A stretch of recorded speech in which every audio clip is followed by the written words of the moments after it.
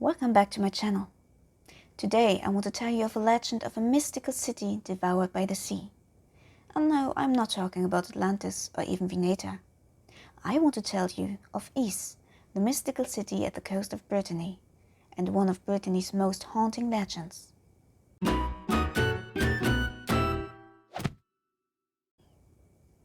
It was in the early days of Christianity that the city of Ys, also known as Caries, at the Bay of Douarnenez in the southwest of Brittany, was the wealthiest and most beautiful trading port in all of the Atlantic. Ys was ruled by King Gradlan Mawr, Gradlan the Great. Ys itself was settled pretty low. It was built beyond sea level, but it was shielded from the ocean by huge walls and massive gates, which were built into them and which were intended to take the outflowing tidal waters. When the tide was low, the city gates would be left open so that ships could come in. But when the water or the sea level were higher, they would be locked tight to keep the water out. And only the king possessed the key to the gates of the tidal walls, which he wore around his neck at all times. Only he should be able to lock and unlock the gates which protected this beautiful city. Gradlan fell in love with a beautiful woman who was half human, half fairy. Together they had a daughter, Princess Dahut. And because of the nature of the relationship between him and the fairy he loved, he kept Dahut and raised her in the city of Ys. At some point, Gradlan, who always tended to be a very religious man, converted to Christianity and tried to rule the city with Christian values, while also allowing the city to be a safe haven for pagans. Dahut, however, the daughter of her mother, loved and worshipped the water and refused to give up her pagan ways. As much as she was loved by her father, she was not a nice person at all, and dreamed only of great riches and a place where she could be free and to live however she wanted to live. Well, to fill the city with wealth, she gifted a dragon to the people who lived in the city. The dragon would help them capture merchant ships and fill the city with even more riches. And since merchants from all over the world came to Ys to sell their goods on its rich port, the city soon became the richest and most powerful in all of Brittany. But that wasn't her only sin. Dahut had also have a habit of killing her lovers, of which there were many.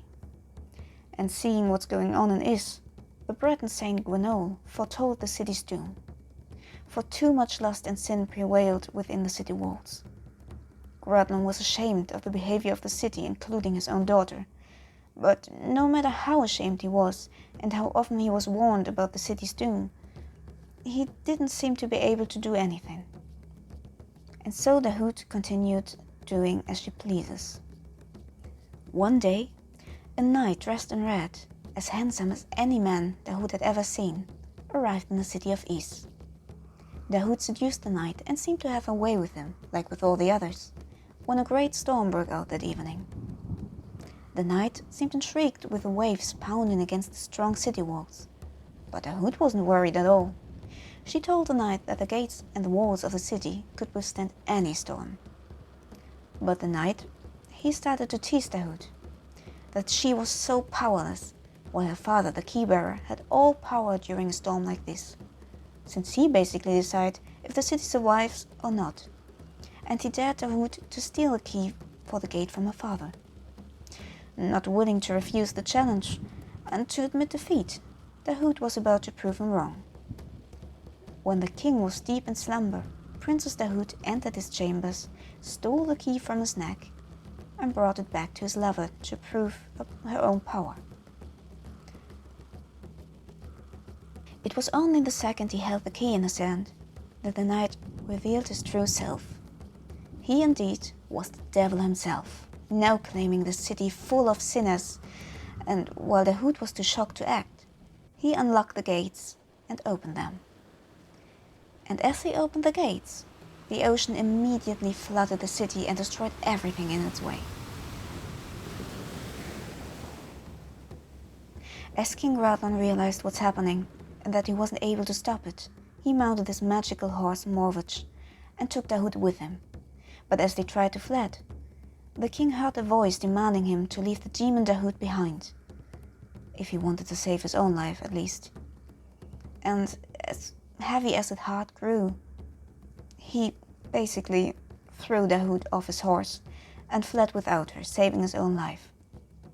And he lived a long and quiet life thereafter. The hood, however, didn't die in the flood. She was pulled into the floods and transformed into a Morgan, the Breton kind of mermaid, cursed to haunt the bay of Douarnenez, the place where the city once was, forever, and bound to the waters she once loved so dearly. Some say that she still keeps appearing to fishermen during the full moon, combing her beautiful long golden hair and luring sailors into their doom to join the dead of Ys.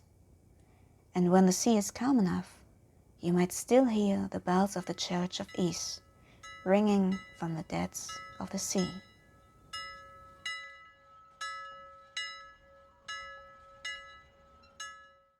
And that was the legend of the mythical city of Ys. Well, at least one version of it. Thank you for listening. If you enjoyed it, leave a like and comment and maybe check out one of my other videos. See you next time. Bye!